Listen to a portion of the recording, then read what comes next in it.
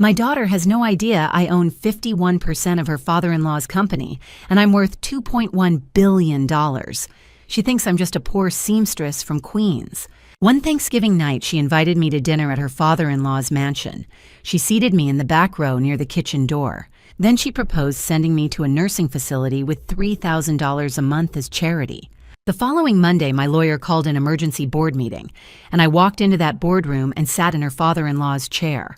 Thank you so much for being here with me. If you're still watching, take a moment to tell me, where are you watching from today?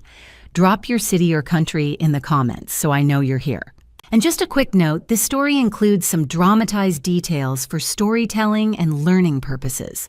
Any similarity to real people or situations is purely coincidental, but the message behind it is meant to be meaningful and helpful. The boardroom reeked of expensive leather and the scent of power that had gone unchallenged for decades. 51 floors above Manhattan, surrounded by men in suits that cost more than most people's monthly rent. I sat in silence and let them wonder why I was there. William Morrison stood at the head of the mahogany table.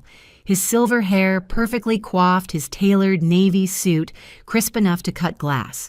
At 72, he still carried himself like a man who'd never heard the word no. His eyes kept flicking to me, confusion rippling across his face every time they landed on my simple gray cardigan in sensible flats. I could see the question forming, why is the seamstress from Queens sitting at this table? My daughter Jessica wasn't here yet. I'd made sure of that. This moment needed to unfold in a particular order. Mrs. Sullivan. William said finally, his voice carrying that particular blend of condescension and politeness. I'm not sure, there's been some kind of mistake. This is a closed board meeting. There's no mistake, I said quietly.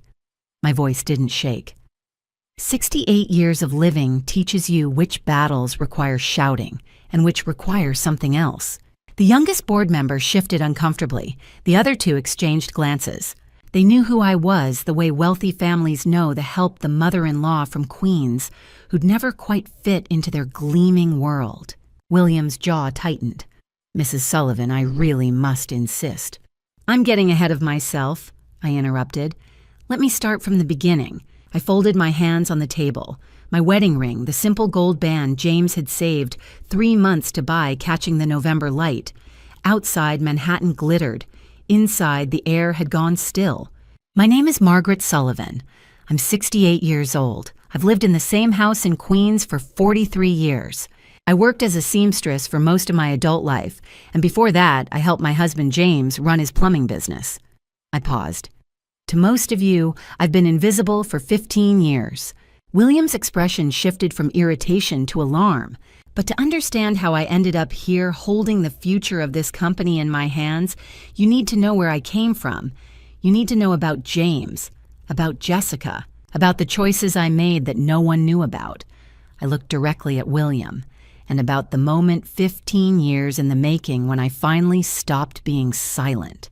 The boardroom was absolutely quiet now. Outside, the city moved on. Up here, everything had gone still. The story I was about to tell would change everything.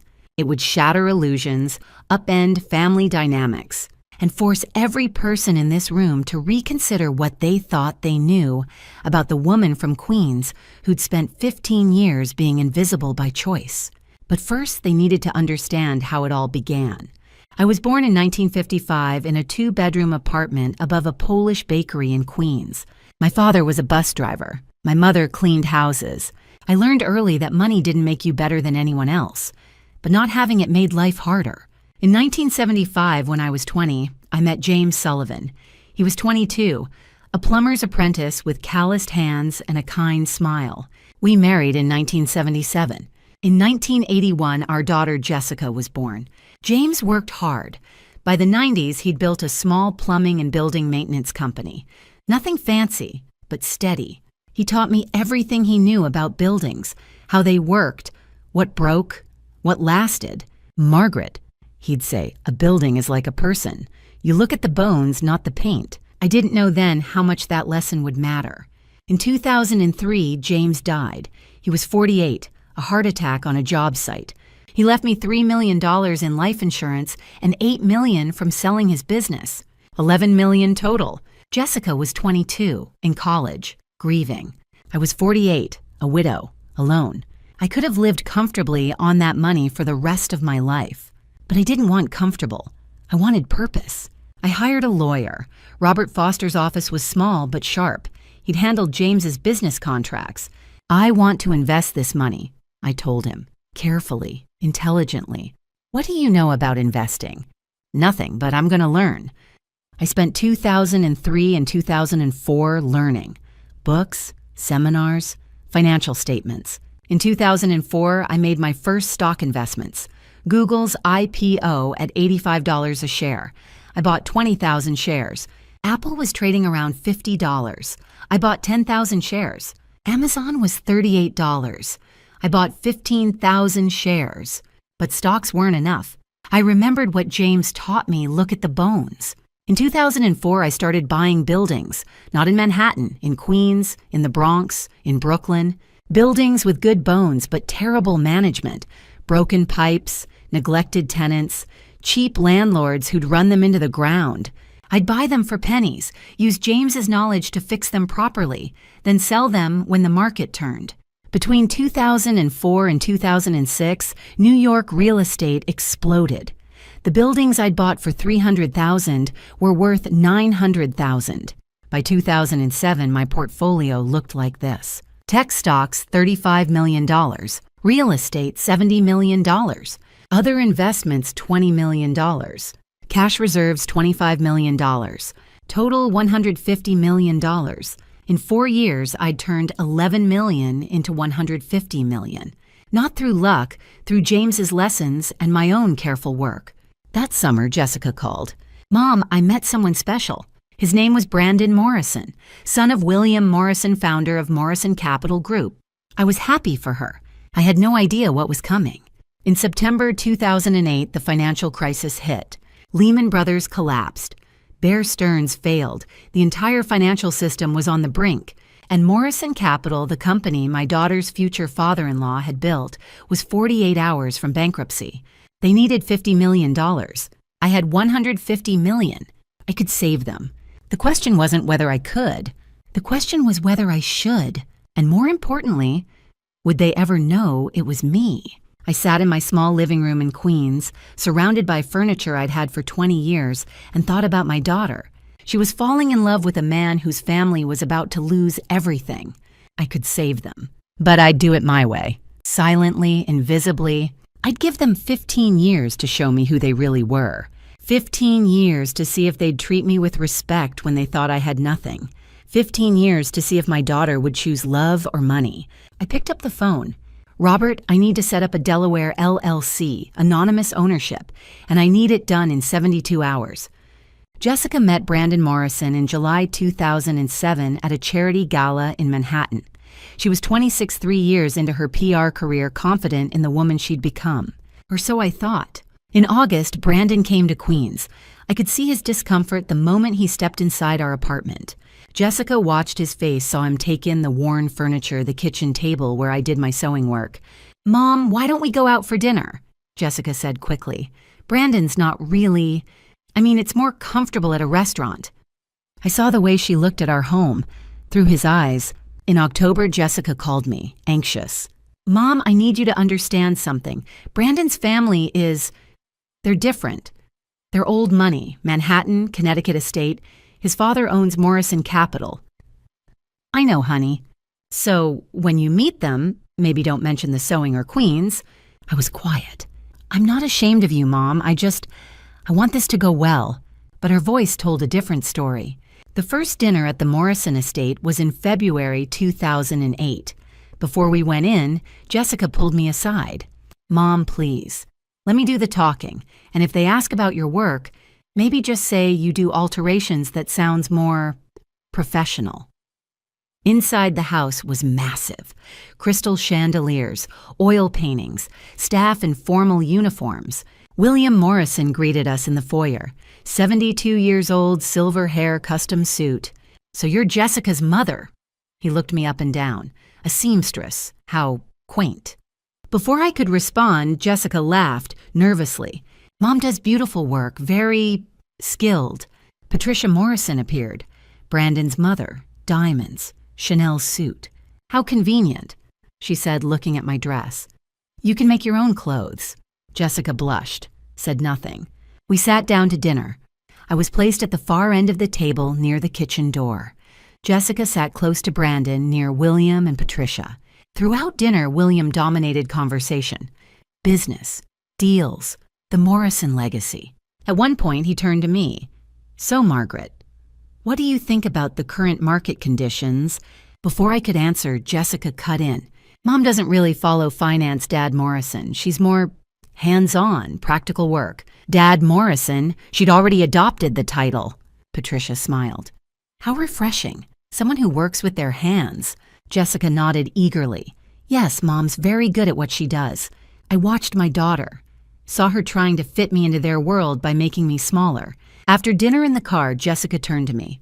Thank you for being, quiet. I know it's hard, but they're just getting to know you. Jessica. Please, Mom, I really like Brandon. This could be something real. Just give them time to warm up to you. I didn't say what I was thinking. They'll never warm up to me because you've already told them I'm not worth their time. Through the summer and fall of 2008, the financial crisis escalated. I heard Brandon on the phone when he visited Jessica's apartment. Dad's company needs capital, $50 million or we're bankrupt. Jessica's face went pale. Can you get it? We're trying. After he left, Jessica called me. Mom, Brandon's family is going through something difficult. I need to be supportive. So, maybe we should skip our weekly dinners for a while. I need to focus on being there for him. Of course, honey. And Mom, when you do come over, maybe wear something nicer. Brandon mentioned that your clothes are a little worn. That hurt more than William's condescension, because it came from my daughter. In September, Brandon proposed. Jessica called me crying, happy tears. He asked me to marry him, Mom. Can you believe it? I'm so happy for you, baby. There's just one thing. Her voice changed. Careful. The wedding is going to be small, family only, and Brandon's family they're very traditional, so the seating arrangement might be a little formal. What does that mean? It means you'll probably be near the back, with some of the extended family and staff.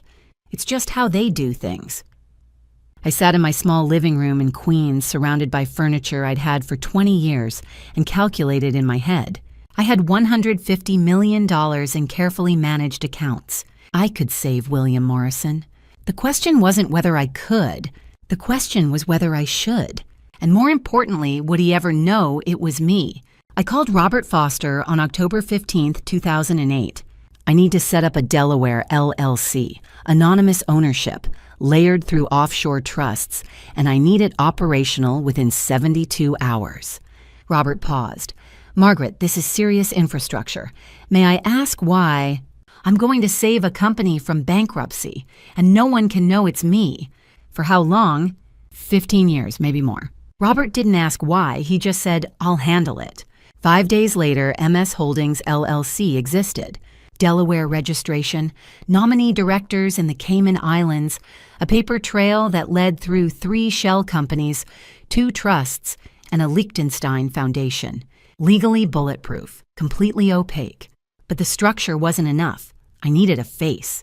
Robert, you'll be the registered agent. You'll attend every board meeting. You'll vote my shares. You'll answer their questions. What do I tell them? That you represent an institutional investor, anonymous, that's all. They'll ask more. Let them ask. You're a lawyer. You know how to deflect. On October 25th, MS Holdings made an offer to Morrison Capital Group $50 million for 51% equity. William Morrison's lawyers reviewed it for 3 days. They had no choice. The company was collapsing. On October 28th, the deal closed. I owned 51% of William Morrison's company. He had no idea. For the next 15 years, Robert Foster became the ghost at every board meeting. William tried to find out who MS Holdings really was. In 2009, he hired a private investigator. The trail died in the Cayman Islands. In 2011, he demanded Robert reveal the beneficial owner. Robert cited attorney-client privilege and corporate confidentiality. In 2014, William tried to force a bylaw change requiring all shareholders to disclose identities. Robert's response: that would violate our original investment agreement. We'd sue for breach. You'd lose. William backed down. Every year, Robert attended meetings, voted on my behalf, approved budgets, signed documents. And every year, William grew richer on my capital. The company I'd saved thrived. William gave interviews about his brilliant leadership during the crisis. He never once mentioned the $50 million that saved him. December 13th, 2008, Jessica's wedding day. I arrived early wearing my best dress, navy blue, 20 years old but well-maintained. Jessica met me at the door. Beautiful, uncomfortable. Mom, I need to talk to you about the seating. Okay. You're going to be in the back row with some of Brandon's distant cousins. I stared at her. It's not personal, Mom. It's just how Brandon's family does things. By prominence and I'm not prominent. Please don't make this difficult. This is my wedding day. I need you to just go along with it. Did William decide this? Jessica looked away. I decided it, Mom, because I know how his family thinks. If you're up front, they'll ask questions about who you are, what you do, and I can't deal with that today. So I sat in the back row, between a housekeeper and someone's third cousin. I watched my daughter marry into a family that despised everything I was. During the reception, William gave a toast. We welcomed Jessica into the Morrison family. Despite her modest background, she's shown remarkable grace. She understands that being part of this family means upholding certain standards. People laughed. Jessica smiled, nodded. She didn't defend me. I slipped out early, took the train back to Queens. In my apartment, I sat in the dark and made a promise. 15 years. I would give them 15 years to show me who they really were. I owned 51% of William Morrison's company. I'd saved his legacy, his reputation, his life's work. And at my daughter's wedding, I sat alone in the back row while he talked about standards. Robert Foster would continue attending meetings, voting my shares, keeping my secret. And I would wait. 15 years, I told myself. I had time. I had 51%. And I had patience. Emily was born on March 15th, 2009. Jessica called me from the hospital at 3 a.m. Mom, she whispered, you're a grandmother. I was there in 40 minutes. William and Patricia arrived at 8 with a professional photographer. For 6 months, I visited every week. I held Emily while Jessica napped. I changed diapers. I rocked her to sleep. Then things changed. In 2010, my weekly visits became bi-weekly. Mom, we have Caroline now, the nanny. She's really good, so you don't need to come as often. I'm not coming because you need me. I'm coming because I want to see my granddaughter. I know, but Caroline has a schedule. When you come, it disrupts things. The visits dropped to twice a month. In 2011, I offered to babysit. Mom, no, we pay Caroline for that. I'm not asking to be paid, Jessica. It's just you don't know the routine. Caroline knows how we like things done. By fall, I was seeing Emily once a month. Then Jessica got pregnant again. Lucas was born in March 2012. I found out on Facebook. A photo, welcome to the world, Lucas James Morrison, 67 likes. I called Jessica. Honey, you had the baby. Oh yeah, yesterday. I meant to call Mom. It's been crazy. Can I come see you? Maybe give us a few days. We're still settling in. 2 weeks later, I finally visited. I stayed 30 minutes. In 2013, Emily turned 4. Jessica threw a birthday party. Bounce house. Caterer. 30 children. I wasn't invited. I found out on Facebook. Photos of Emily with a crown. William and Patricia front and center. I called Jessica. I didn't know about Emily's party. It was last minute, Mom. Very small. There were 30 kids. Silence. I mean, small family-wise. Just Brandon's side. Jessica, I'm her grandmother. I know, I'm sorry. Next time. There was no next time. In 2014, I showed up for Thanksgiving. Emily was 5. She looked at me with confused eyes. Who are you? Jessica laughed nervously. Emily, this is Grandma Margaret, remember? Emily shook her head. Later, Lucas asked, why don't we see her? Jessica glanced at me. Grandma lives very far away. She's very busy. I live in Queens, I said quietly. 23 minutes by subway. Jessica's face tightened. Mom, not now. Patricia, sitting nearby, added, "Some people prefer simpler lives, dear." Jessica didn't correct her. On the drive home, Jessica said there wasn't room in their car. I sat in my Uber and stared out the window. My granddaughter didn't recognize me. My daughter told her I lived very far away and was very busy. I lived 23 minutes away. I wasn't busy. I was erased. In the years that followed, I tried. Birthday gifts, Christmas presents, phone calls. Jessica's responses became shorter. "Thanks for the gift, Mom. Sorry we missed your call. Things are really busy right now." By 2015, I was seeing Emily and Lucas 3 times a year. By 2016, twice a year. By 2017, Jessica stopped answering my calls. She'd text hours later. "Sorry, in a meeting." I watch my grandchildren grow up on Facebook. First day of school, Halloween costumes, beach vacations. I wasn't in any of them. Meanwhile, Morrison Capital thrived. My wealth reached $800 million by 2014. I sat in my apartment in Queens, sewing dresses for Mrs. Rodriguez's granddaughter, while my daughter pretended I didn't exist. I left that Thanksgiving dinner in 2014 and went home. I didn't cry. I sat at my sewing machine and hemmed a dress. The rhythm of the needle calmed me. Stitch by stitch, I reminded myself patience. I'd promised myself 15 years. 6 years down, 9 more to go. I had time. I could be patient for 9 more years. People ask what I did with $800 million in 2015. The same thing I did with $800 in 1985. I lived my life. I woke at 6, made coffee, took the subway to volunteer. And every few months, if Jessica remembered, I saw my daughter over an awkward lunch. The social media era began. Jessica's Instagram became a gallery of her perfect life. Emily's first day of kindergarten, Lucas's soccer games, Aspen ski trips, Nantucket summers, hundreds of photos. I wasn't in any of them. Sometimes I appeared in the background and Jessica would post the photo. Hours later, it would be replaced with a cropped version. Me carefully edited out. Once I commented, "Beautiful wish I'd been there." Jessica deleted it within minutes. In 2016, Emily turned 7. Her party was at the Morrison estate. I found out from Mrs. Rodriguez. "Margaret, they had ponies, a magician, 200 people." I wasn't invited. I texted Jessica. Heard Emily's party was lovely. She replied 6 hours later. "Thanks, Mom. It was last minute." Last minute with ponies and a magician. In 2017, Lucas started asking questions. Jessica posted a video of him at dinner. "Mommy, why doesn't Grandma Margaret come to my games?" Jessica's voice. "Grandma Margaret is very busy, sweetie. She has her own life." Lucas, "Does she not like us?" Jessica, "She just lives differently than we do." She lives differently than we do. Translation, she doesn't belong. In 2018, Emily was 9. She wrote an essay called My Family. Jessica posted a photo of it. Emily's handwriting, "My family includes my mom, dad, brother Lucas, Grandpa William, Grandma Patricia, and Uncle Marcus. Family is the most important thing." No mention of me. In 2019, I offered to pay for Emily's summer camp, $5,000.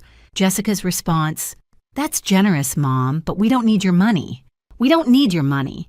As if my offer was insulting. 2020 brought the pandemic. Jessica didn't call for 6 weeks.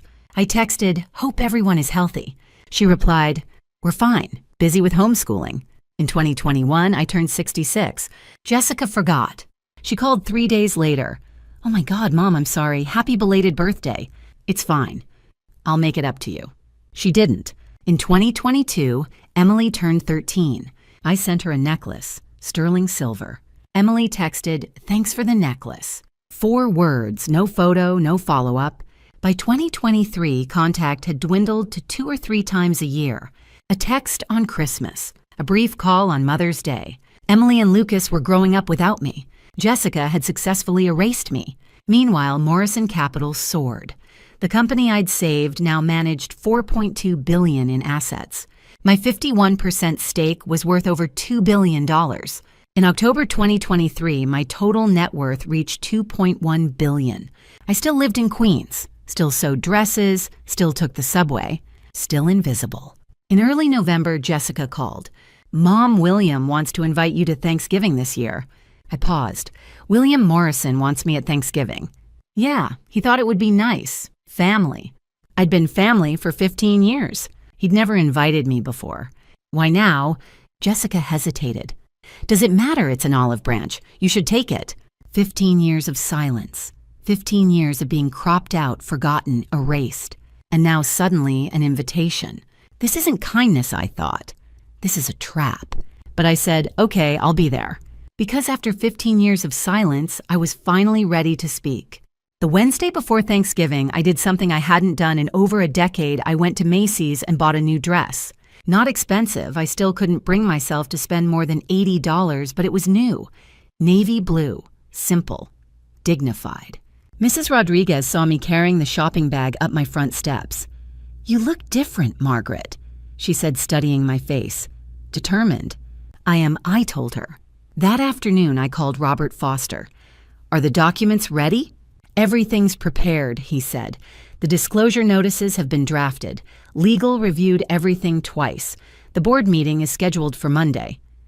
And you're certain the ownership structure will hold up to scrutiny? Margaret, I've been protecting this secret for 15 years. The structure is airtight. Delaware LLC, layered trusts, impeccable documentation. When you're ready to reveal it, no one will be able to challenge it. Good, I said, because I'm ready. After we hung up, I packed an overnight bag. I told Jessica I might stay at a hotel nearby rather than take the late train back, a lie, but a useful one. The bag contained a change of clothes, toiletries, and a folder of documents I'd kept for 15 years.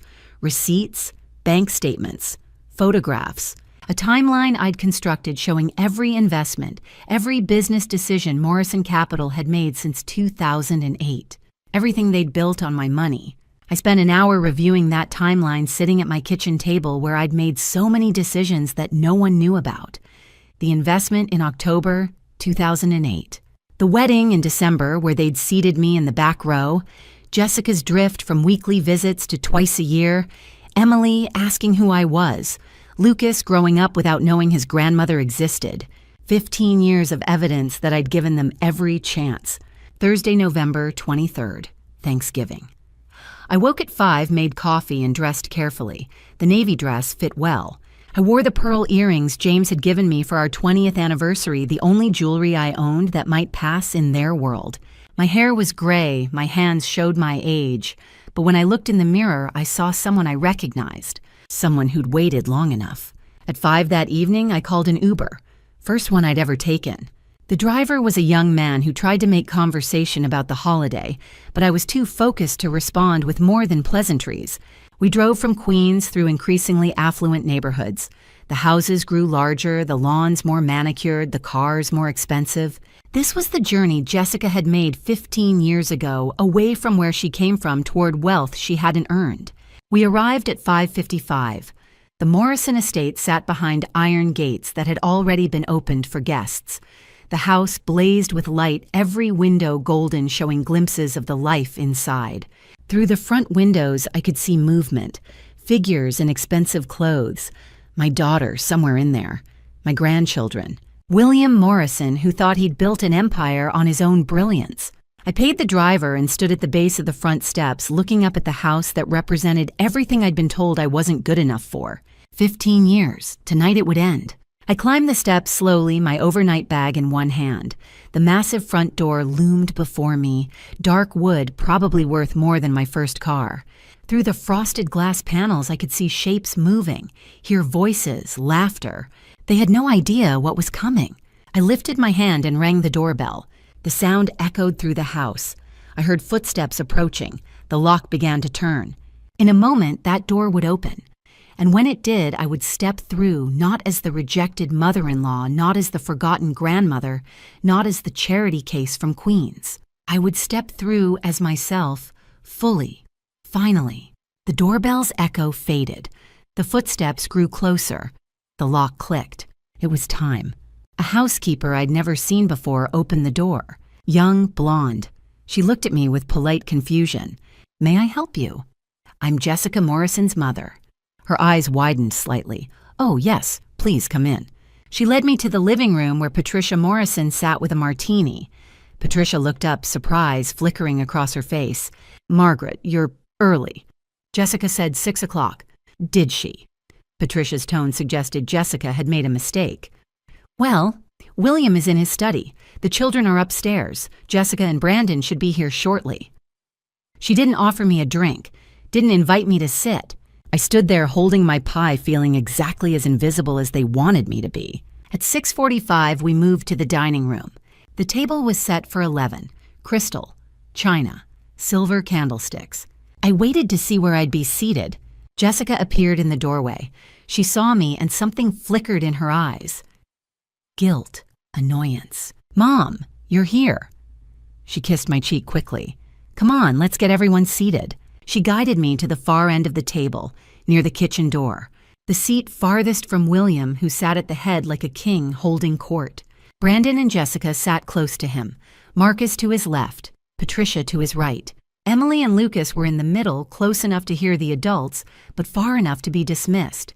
And I was at the end, the forgotten end. Dinner began at 7. Roasted turkey, sides prepared by the staff, everything catered except my pie, which sat on the counter untouched. Patricia had ordered desserts from Le Bernardin. Much more refined, she'd said when she saw my pie. But thank you, Margaret. The conversation flowed around me. Business, deals, Marcus discussing the Toronto expansion, Brandon explaining some legal matter. William dominated as always. Emily sat across from me staring at her phone. Lucas looked at me once, gave me a small smile. Warm. The only warmth at that table. At 7:25, William tapped his glass. The table fell silent. I have an announcement, he said. He stood, smoothed his tie, the patriarch making a proclamation. I'm 72 years old. I've spent 50 years building Morrison Capital from nothing. He paused for effect. From nothing. He looked around the table, absorbing their attention. I've built this company into what it is today. $4.2 billion in assets under management, offices in 3 countries, a reputation that spans decades. Marcus nodded. Brandon smiled. Jessica watched her father-in-law with something like admiration. William's eyes swept the table, landed on me briefly, dismissed me. It's time to discuss succession. My hands were folded in my lap. To anyone watching, I looked calm, but inside I was counting. 15 years. 15 years of watching this man take credit for a company I saved. 15 years of watching my daughter erase me from her life. 15 years of sitting at the end of the table while he talked about building something from nothing. He didn't build it from nothing. He built it from my $50 million. William continued, Marcus will take over as chairman and CEO in June 2024. Marcus straightened, proud. Brandon will continue as senior counsel. Brandon nodded. Jessica will receive 3% equity as a family gift. Jessica's eyes widened. Dad Morrison, that's thank you. William smiled, benevolent, generous. And Patricia, of course, will retain her jewelry collection and the Palm Beach property. Patricia raised her glass to family. Everyone drank, except me, because William wasn't done. He turned, looked down the table, at me. There's one more matter, he said, and I knew exactly what was coming. My hands trembled, not from fear, from anticipation. William looked down the table at me. We need to discuss Margaret's situation. Jessica shifted in her seat. Dad Morrison actually... She glanced at Brandon. Actually, Brandon and I have been talking about this. William raised an eyebrow, intrigued. Jessica took a breath. When she spoke, her voice was careful, practiced. Mom, we know things have been difficult for you, living in Queens, the apartment. We know you've been struggling. I said nothing. Brandon and I have been worried. Haven't we? She looked at her husband. Brandon nodded. We have Margaret, very worried. Jessica continued. Her tone was soft, concerned, the voice of a dutiful daughter. We've been quietly helping you. Haven't we, Brandon, with bills, with groceries? We haven't said anything because we didn't want you to feel embarrassed. I stared at my daughter. That was a lie. They hadn't given me a single dollar. But she was saying it, here, in front of William, Patricia, Marcus, the children, creating a narrative. So Brandon and I talked, Jessica said, and we think it's time we formalize things. Make sure you're taken care of properly. She looked at William. He was watching her with approval. "We'd like to set up a monthly allowance for you, $3,000 a month. That should cover rent, food, medical expenses. $3,000 a month. For a woman they thought was poor. It sounded generous. It sounded like charity." Patricia nodded. "That's very thoughtful, Jessica." Marcus leaned back. "Very responsible." Jessica's voice softened further. "And Mom, we've been thinking. Queens isn't really the best place for you anymore. The stairs in your building, the neighborhood. At your age—" "I'm 68, I said quietly. "Exactly," Jessica said quickly. "Which is why we think you'd be more comfortable somewhere with support, medical staff, activities." William smiled. "What Jessica is suggesting is very sensible." Jessica looked at me. "There's a beautiful senior living facility in Parsippany, New Jersey. It's clean, safe. They have nurses on staff, a dining room. We'd set you up with a nice apartment there.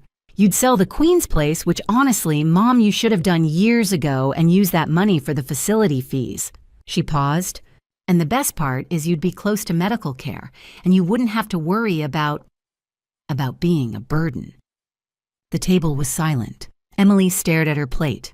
Lucas looked at me confused. I met Jessica's eyes.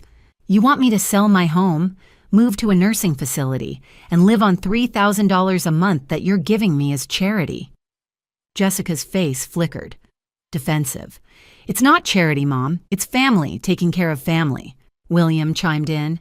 "Margaret, I think you should consider this carefully. Jessica and Brandon are offering you security, stability. Pride doesn't pay bills." He said it kindly, paternalistically, as if he was doing me a favor. Marcus laughed. "Honestly, I don't know why you're still in Queens anyway. A facility in New Jersey sounds perfect, much more appropriate." Patricia raised her glass. "To family, taking care of our own." Jessica looked at me, waiting. She expected me to say thank you. She expected me to be grateful. I opened my mouth to respond, but William cut me off. "You don't need to decide right now, Margaret, but I think we all think this is the right move. You'll be comfortable, cared for, and Jessica and Brandon won't have to worry about you anymore." He smiled. "After all, you're getting older, and frankly, your current living situation is, well, it's not really befitting the family Jessica has married into." I looked at my daughter. She didn't flinch, didn't apologize. She looked at me and nodded, as if to say, "Yes, that's exactly right." "So," William said, "do you agree this is best?" The room was silent. Everyone was watching me. Emily's eyes were wide. Lucas looked like he wanted to say something but didn't dare. Jessica's face was calm, expectant. She'd orchestrated this, the allowance, the facility, the narrative that they'd been helping me all along.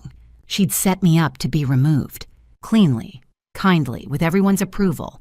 I folded my napkin, slowly, stood up, looked at Jessica, at William, at Marcus, at Patricia, at my daughter, who had just tried to erase me completely.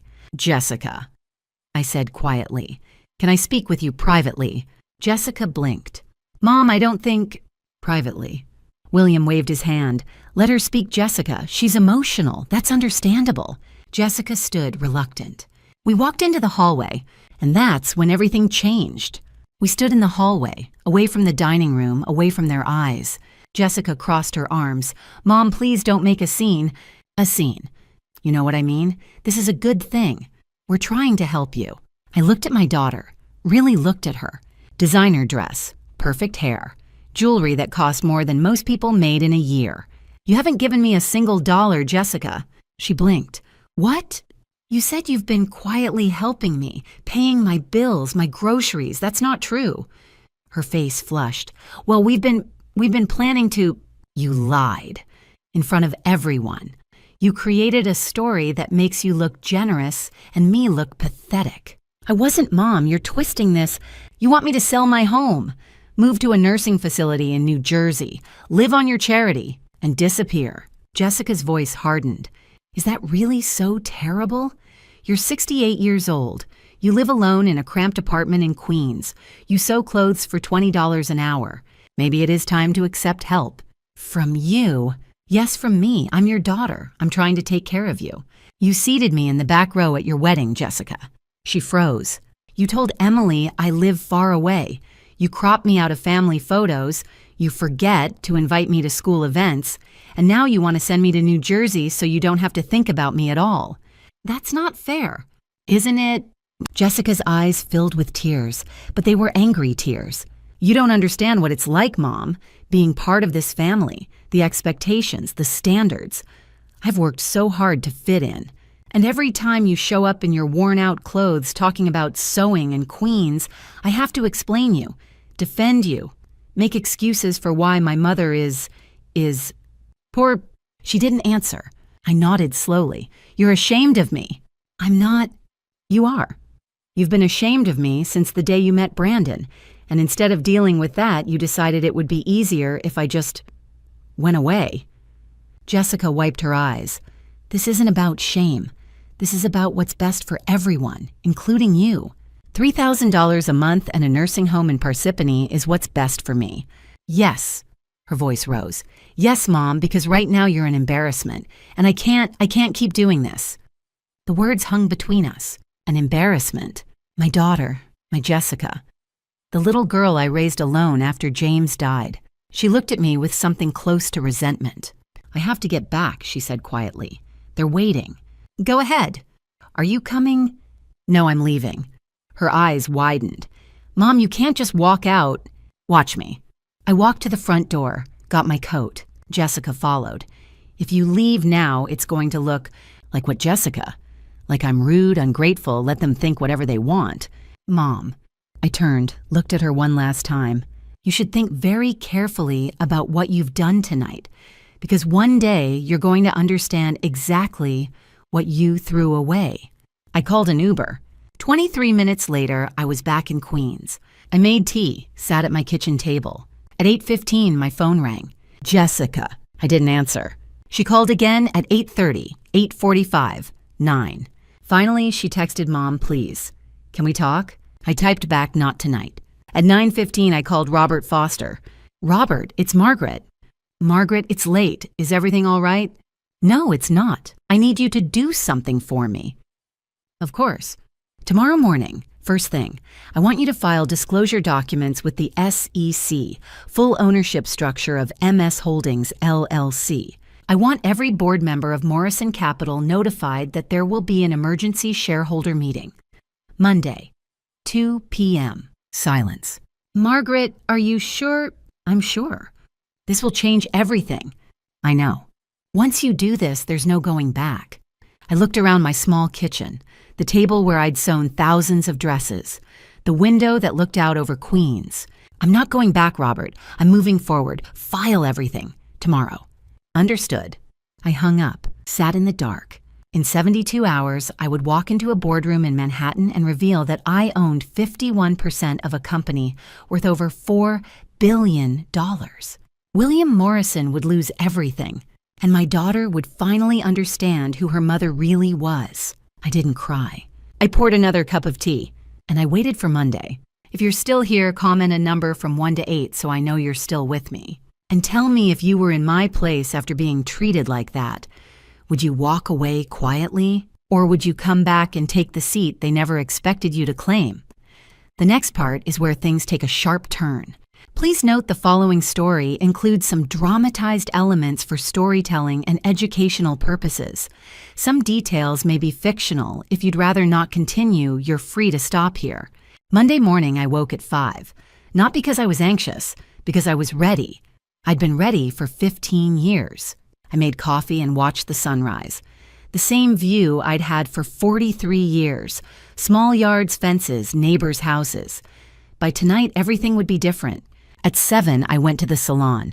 Maria, who'd cut my hair for 20 years, raised her eyebrows when I asked for professional styling. You have a job interview, Margaret. Something like that.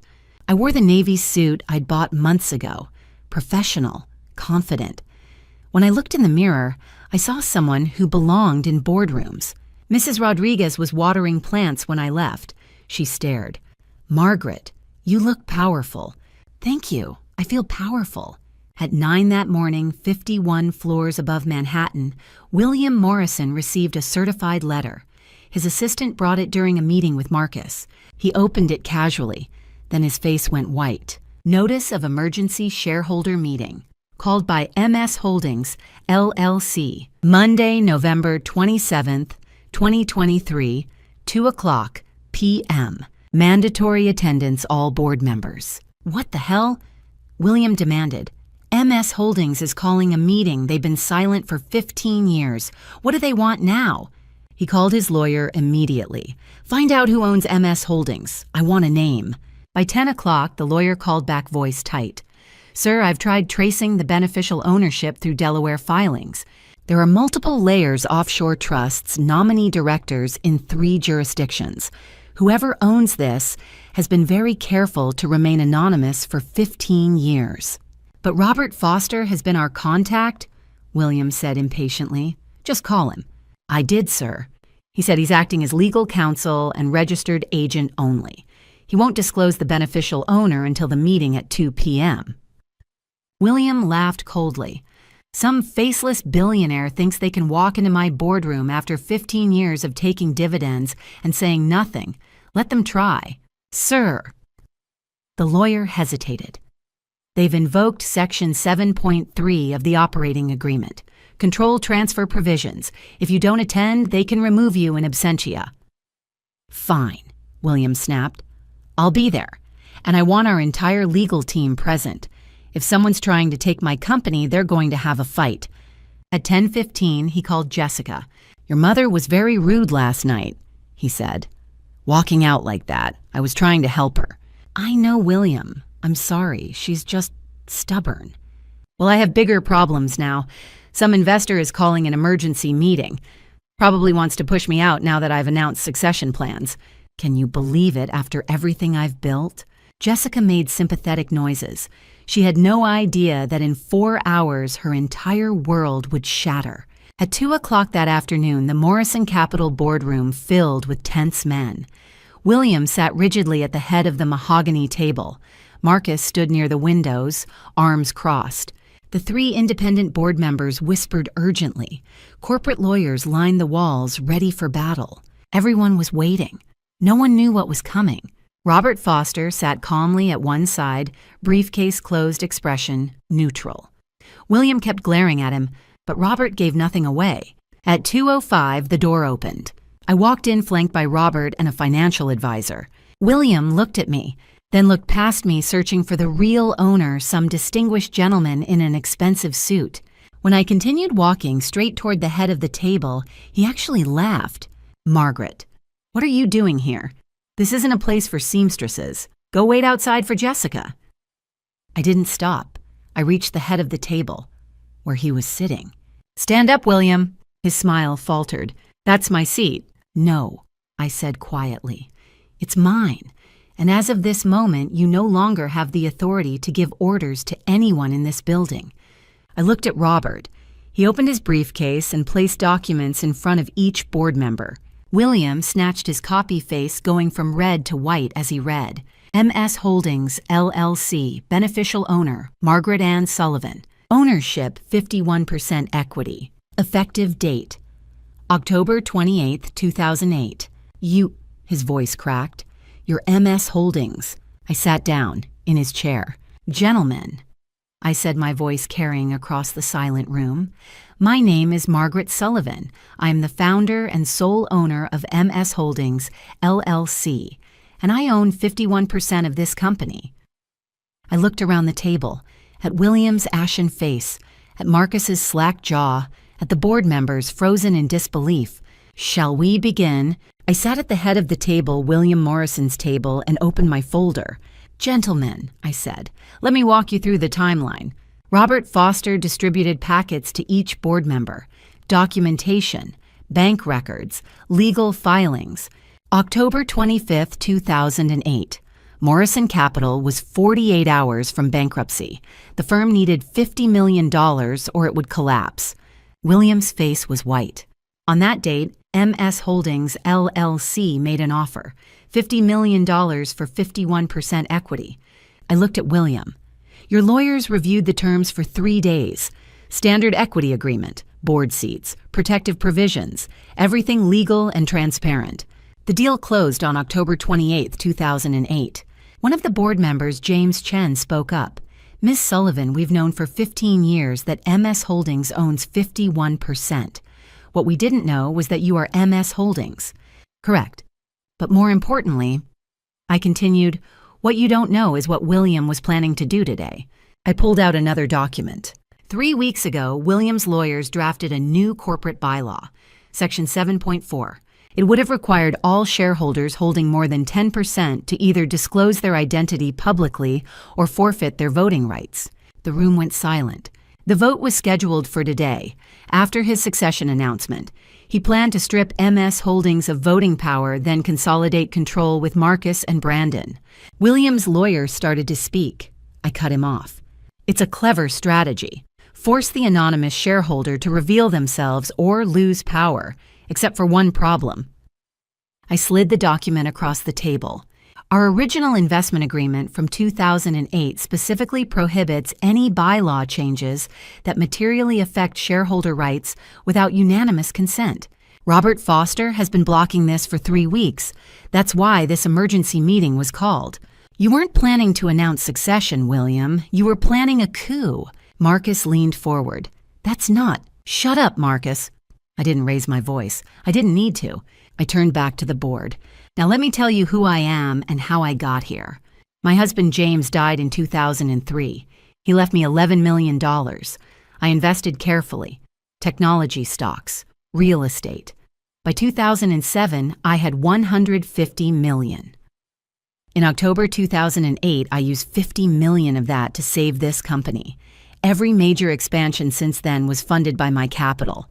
The Toronto office in 2012, the Brennan acquisition in 2015, the Chicago Tower in 2019. I pulled out my phone and pressed play. Jessica's voice filled the room. Patricia, I need your advice. It's about my mother. Patricia's voice. What about her? She's becoming a problem. Every time she shows up, I feel like I have to apologize for her. What do you want to say? That she's not really part of this world? Then perhaps it's time to create some distance, dear. You're right. I just feel guilty. Don't. You're protecting your family, your real family. The recording ended. That conversation happened 2 years ago. My daughter has been systematically erasing me from her life because she was ashamed. 4 days ago at Thanksgiving dinner, she proposed sending me to a nursing facility in New Jersey with $3,000 a month as charity. She did this while sitting at a table bought with profits from a company I own. I stood. I own 51% of this company. Morrison Capital currently manages $4.2 billion in assets. My stake is worth over $2 billion. William Morrison, you tried to strip me of my voting rights so you could hand this company to your son. That ends now. I move that William Morrison be removed as CEO effective immediately, that Marcus Morrison be terminated as vice president, and that Brandon Morrison be demoted to senior associate with probationary status. James Chen looked at the other board members. I second. All in favor. 3 hands went up immediately. With my 51%, the vote passed. Security will escort you out, William. William stood shakily. His face had gone from white to red to gray. You can't do this. I built this company. You built it with my $50 million, and you just tried to steal it from me. I nodded to security. The door opened. Jessica stood there, pale, shaking. She'd heard everything. Mom. I looked at my daughter. Come in, Jessica. We need to talk. My daughter walked into that boardroom at 3:15. Her face was tear-streaked, hands shaking. The carefully constructed world she'd built was collapsing around her. She'd heard the recording, heard herself tell Patricia that I was becoming a problem, that I didn't understand how things work. She'd heard the vote, watched William and Marcus escorted out by security. Now she stood in the doorway staring at me. Mom. I gestured to the chair across from me. Sit down, Jessica. She sat. Robert Foster and the board members quietly excused themselves. The door closed. We were alone. Is it true? Jessica whispered. You own 51%? Yes. Since 2008? Yes.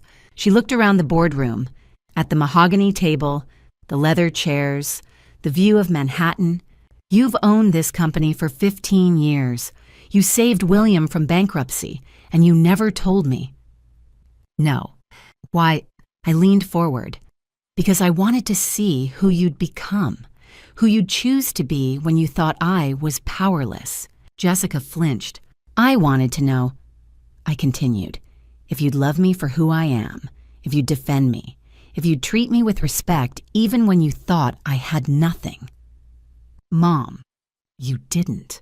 Her eyes filled with tears. That's not fair. Isn't it you seated me in the back row at your wedding? You told your children I live far away and I'm too busy to see them. You cropped me out of photos. You lied to your in-laws and said you'd been helping me financially when you never gave me a dime. I was trying to protect you. No, Jessica, you were trying to protect yourself. You were ashamed of me. She sobbed. I wasn't. You were. You told Brandon I was just a seamstress. You told Patricia I was becoming a problem.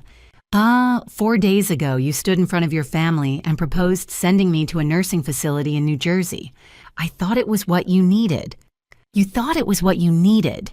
You needed me gone, out of sight, so you could pretend I didn't exist. Jessica covered her face with her hands. Do you know what hurt the most? I asked quietly. It wasn't William's condescension. It wasn't Patricia's cruelty. It was you, my daughter. The little girl I raised alone after your father died. You chose them over me, every single time. I'm sorry. Are you sorry you got caught? She looked up. Mascara streaked down her cheeks. Both. I'm sorry for both. At least that was honest. What happens now? She whispered. Now Morrison Capital gets new leadership. William is out. Marcus is out. Brandon is demoted. The company will be run by people who earned their positions, not people who inherited them. And me. You keep your 3% equity. Consider it a gift. But you don't get a seat at this table, Jessica. You haven't earned it. She nodded, broken. Can I ask you something? I said. What? If I'd told you 15 years ago that I was worth $150 million, would you have treated me differently? Jessica opened her mouth, closed it. Be honest. She looked down. Yes, probably. That's what I thought. I stood. I love you, Jessica. I will always love you. But love doesn't mean accepting mistreatment. Not anymore. I walked toward the door. Mom, wait. I turned. I need time, I said, to figure out if we can rebuild this. But that's going to require you to look very carefully at the choices you made, at who you became, and decide if that's who you want to be. Jessica nodded through tears. I opened the door. When you're ready to talk, really talk, call me, but not before then. I walked out, down the hallway into the elevator. The doors closed. I descended 51 floors, and for the first time in 15 years, I cried. Not from sadness, from relief. I was finally free. I came home to Queens on the number 6 train. Nobody noticed me. A 68-year-old woman in a navy suit who'd just taken down a 72-year-old man's empire. Mrs. Rodriguez was watering her plants when I arrived. Margaret, you look different. I feel different. Good different. I smiled. Yes, good different. That night my phone started ringing. Jessica. Over and over. I didn't answer. At 10 p.m. she texted Mom, please, I need to talk to you. At 10:30, I know I messed up. Please, just let me explain. At 11, I'm so sorry, please, Mom. At midnight, I love you. Please don't shut me out. I turned off my phone and watched through my window. Jessica was sitting on the steps outside my building. She'd driven here from Connecticut. An hour and a half at midnight. She sat there for 2 hours, just sitting, staring at my window. I didn't go down. At 2 in the morning, Mrs. Rodriguez came out in her bathrobe, brought Jessica coffee. They talked for a few minutes. Then Jessica left. The next morning, Tuesday, the news broke. Morrison Capital CEO ousted by mysterious majority shareholder. Billionaire seamstress, the woman who owned Morrison Capital for 15 years. Wall Street rocked by family drama. By noon, I had 47 missed calls from reporters. Robert Foster called. Margaret, everyone wants an interview. The Times, the Journal, Bloomberg. Decline everything. They're offering significant money. I don't need money, Robert. I need peace. Understood. The immediate consequences came swiftly. William Morrison was escorted from his office at 3:30 p.m. Monday. Security watched as he packed his belongings. I heard later that he'd tried to take files, corporate documents, personal records, he'd claimed. Security stopped him. Everything he'd built at Morrison Capital stayed at Morrison Capital. He left through the service elevator, the loading dock, not the executive entrance he'd used for 50 years. An employee, a junior analyst he'd publicly humiliated last month, stood by the elevator. She didn't say anything, just watched. William saw her. His face crumbled. By Wednesday, his lawyers called mine. The Connecticut estate had a mortgage with one of my holding companies. They wanted to renegotiate terms. Robert's response: the loan is due in full within 30 days per the acceleration clause, triggered by Mr. Morrison's termination. If he cannot pay, the property will be foreclosed. William couldn't refinance. No bank would touch him. The house went up for sale Thursday morning. Marcus Morrison was terminated Tuesday morning. His office was searched. IT recovered deleted emails showing systematic fraud, dinners that never happened, business trips to Vegas with mistresses, hotel rooms billed as client meetings. The total $300,000 over 5 years. My lawyers sent the audit to every major financial firm in New York with a simple note: for your due diligence files. Marcus was blacklisted within 48 hours. Brandon Morrison received his demotion letter Tuesday afternoon. His corner office was reassigned. His assistant was transferred. By Thursday, he was in a cubicle on the 38th floor with a 22-year-old supervisor. He didn't complain, didn't argue, just worked. Patricia Morrison filed for legal separation on Thursday. Not divorce, she was too smart for that. Separation meant she kept access to the family trust. But she lost everything else. The country club asked her to resign her membership. The charity boards quietly removed her name from letterheads. She sent me an email Thursday night: "You destroyed my family. I hope you're happy." I didn't respond. On Wednesday morning, Jessica came back. I opened the door. She stood there in jeans and a sweatshirt, no makeup, eyes swollen. "Mom." "Not yet, Jessica. Please, I know what you need, but I'm not ready." Tears streamed down her face. "I destroyed everything, didn't I?" I looked at my daughter, broken, lost. "No, you destroyed what you thought mattered. Now you have to figure out what actually does." "When can I call you?" "When you're ready to do the work, real work, not just apologies." She nodded and left. That night she came back, sat on the steps again, didn't knock, just sat. I watched her through the window until midnight. Then I closed the curtains and went to bed. 6 months later, May 2024, Sunday afternoon, I sat in my kitchen with the window open. Spring breeze. The smell of Mrs. Rodriguez's cooking drifting up from downstairs. My phone buzzed. "Jessica, we're on our way. Emily made dessert. Lucas wants to show you something." I'm. 6 months ago, that word wouldn't have been possible. The doorbell rang at 3. Jessica stood there with Emily and Lucas. Emily held a covered dish. Lucas clutched a folder. "Hi, Mom." "Hi, honey, come in." We've been doing this for 3 months now, every Sunday. The first month had been awful. Stilted conversations, long silences, Jessica crying in my bathroom. But slowly it got better. Jessica had started therapy in December, twice a week with Dr. Rachel Chen. In February, we'd started family therapy, once a month. In our second session, I'd asked, "Why did you choose them over me?" Jessica sobbed, "Because I thought their approval would make me whole. I thought if I could be good enough, I'd finally matter." "And did you?" "No, I was always Brandon's wife, never just Jessica." And now I'm figuring out who Jessica actually is. Today we cooked together, pot roast, mashed potatoes, green beans. Emily told me about the Sullivan Foundation. "Grandma, we approved 12 business grants this month. Mrs. Patel wants to open a catering business like she had in Mumbai. You approved it." Emily nodded. "The board voted yes yesterday. She cried." I squeezed her hand. "You're learning what wealth is really for." Lucas opened his folder. Architectural drawings. Detailed. Careful. "I want to be an architect. Like Grandpa James fixed buildings, I want to design them." My throat tightened. He would be so proud. Mom told me about him, about looking at bones, not paint. I looked at Jessica. She smiled, sad but genuine. I wanted them to know the Sullivan side too, the side that builds things. After dinner, Emily showed me photos, school events, soccer games. Lucas fell asleep on my couch. Jessica helped me wash dishes. Mom, I need to tell you something. What? I'm leaving Brandon. I stopped washing, turned to face her. Not because of the money, because I married him for the wrong reasons. To escape feeling inadequate. Are you sure? Yes, we're separating in June. It's amicable. He understands. The kids? They'll be okay. We'll co-parent. Brandon's been good about this. I hugged her. I'm proud of you. She cried, I wasted so much time. No, you learned. There's a difference. Morrison Capital had transformed under Dr. Patricia Reynolds. Performance improved 40% in 6 months.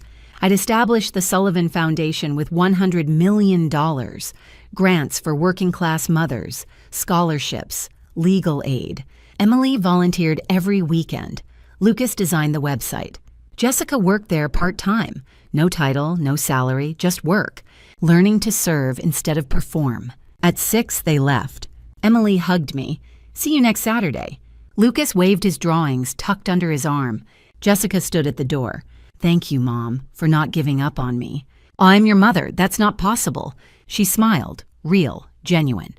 After they left, I sat at my sewing machine. Not to sew, just to sit. I thought about the last 15 years. The pain. The invisibility. But mostly about the last 6 months. Second chances. Earned, not given. I wasn't invisible anymore. Not because I'd revealed my wealth, but because I demanded to be seen on my terms. And slowly my family was learning to see me. Not as poor Margaret. Not as rich Margaret. Just as Margaret. Just as Mom. And that was enough. Jessica stood at my door. She wasn't wearing designer clothes, just jeans and a simple sweater. Emily held a dessert tray. Lucas held a shoebox. They all looked anxious. Hi, Mom, Jessica said softly. I smiled. Come in. Dinner's almost ready. It was Sunday evening in May 2024. 6 months since that November board meeting. 6 months since I'd stopped being invisible. My apartment had changed 3 bedrooms now, with rooms for the grandchildren when they visited. Emily and Lucas ran to see theirs, exclaiming over the fresh paint and shelves. We cooked together. Jessica helped with the salad movements, awkward but genuine. She'd never learned to cook. Patricia had staff for that, but she was trying. Dinner was pot roast, simple food made with love. Emily took her first bite and grinned. This is so much better than Le Bernardin. We all laughed. I asked about William. Jessica's smile faded. He's adjusting. Asked me to tell you he's sorry. I accept his apology, I said. But that doesn't mean I've forgotten. Lucas looked up, his face serious. Grandma, will you ever forgive Mom? The table went quiet.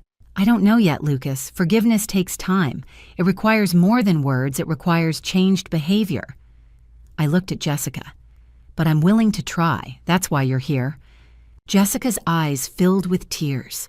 That's all I can ask for. After dinner, Emily showed me the foundation's work on her laptop. We funded 12 businesses last month, 83 scholarships, 300 workers got legal aid. Her excitement was genuine. She'd found purpose. Lucas presented the shoebox shy and proud. Inside was a pillow he'd hand-sewn. The stitches were uneven, the fabric puckered. Imperfect and absolutely beautiful. I made it for you, he said. I held it carefully. It's perfect, sweetheart. At 8, they prepared to leave. Emily hugged me tight. Same time next week. Same time. Lucas threw his arms around me. I love you, Grandma. Jessica hugged me carefully. Thank you for letting us come. Thank you for coming. I know you have a long way to go. We both do, Jessica whispered. After they left, I cleaned up slowly, sat by the window with coffee and watched Queens light up as evening deepened. Monday morning, I woke at 6, made coffee, sat at my sewing machine, the same one I'd used for 40 years. Dawn light streamed through the window. Mrs. Rodriguez's daughter needed alterations for a job interview. $20, same as always. I threaded the needle, started the machine. The rhythm was familiar, comforting. I was 69 years old. I owned 51% of a company worth over $4 billion. I'd established a foundation helping thousands. I'd stood up to men who thought wealth made them better than everyone else. But I was still Margaret Sullivan from Queens, still the seamstress who charged $20, still the woman who took the subway and bought clothes on sale. Because I'd learned something those men never understood. Money doesn't define you. It's a tool, not a measure of worth. What matters is what you do with it and who you become when no one's watching your bank account. I'd spent 15 years invisible waiting to see if my family would love me without knowing my wealth. The answer had been painful, but clarifying. Now I was visible, on my own terms. The needle moved steadily, the fabric took shape. Outside, Queens was waking up, my neighbors heading to work, Mrs. Rodriguez starting her day, the world continuing as it always had, and me finally completely powerfully here, seen. Looking back at my story, I want to share something important with you.